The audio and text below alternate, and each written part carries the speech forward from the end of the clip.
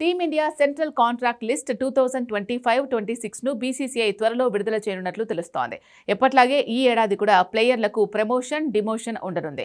Central కాంట్రాక్ట్లోకి కొత్త ప్లేయర్లు చేరే అవకాశం ఉన్నట్లు సమాచారం. ఈ నేపథ్యంలో త్వరలో రిలీజ్ కాబోయే సెంట్రల్ కాంట్రాక్ట్ లిస్టులో బీసీసీఐ కీలక మార్పులు చేసినట్టు తెలుస్తోంది. రోహిత్ శర్మ, విరాట్ కోహ్లీని టాప్ కేటగిరీల నుంచి డిమోట్ చేసినట్లు వార్తలొస్తున్నాయి. ఇక ఇటీవల టీ20 వరల్డ్ కప్ 2026 జట్టులో చోటు దక్కించుకోలేకపోయిన శుభ్మన్ గిల్కు బోర్డు గుడ్ న్యూస్ చెప్పినట్టు తెలుస్తోంది.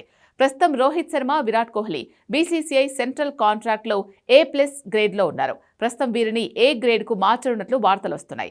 టీ20 టెస్ట్ క్రికెట్ ఫార్మాట్లకు వీరిద్దరూ వీడ్కోలు ప్రకటించారు. ప్రస్తుతం వన్డే ఫార్మాట్ పైనే దృష్టి సారిస్తున్నారు.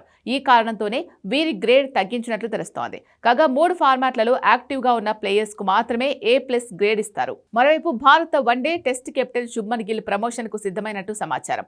ఈ మేరకు అతన్ని A గ్రేడ్ నుంచి A+ గ్రేడ్ అప్గ్రేడ్ చేయనున్నట్లు వార్తలొస్తున్నాయి.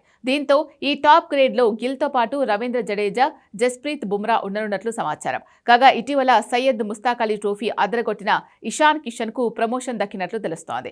ఇతన్ని B గ్రేడ్ లోకి ప్రమోట్ చేసే అవకాశం ఉన్నట్లు తెలుస్తోంది. ఇటీవల ప్రకటించిన టీ20 వరల్డ్ కప్ 2026 స్క్వాడ్ లో గిల్ ను పక్కన పెట్టి ఇషాన్ కిషన్, సంజు శాంసన్ ను జట్టులోకి తీసుకున్నారు. అయితే గత ఏడాదికి ముందు ఇషాన్ కిషన్, శ్రేయస్ అయ్యర్ పై బీసీసీఐ క్రమశిక్షణ చర్యలు తీసుకుంది. అనంతరం వీరిద్దరిని సెంట్రల్ కాంట్రాక్ట్ నుంచి బీసీసీఐ తొలగించింది. అయితే గత ఏడాది శ్రేయస్ అయ్యర్ సెంట్రల్ కాంట్రాక్ట్ లోకి గ్రేడ్ B వచ్చాడు. కానీ ఇషాన్ కిషన్ ను గ్రేడ్ C లోకి తీసుకున్నారు.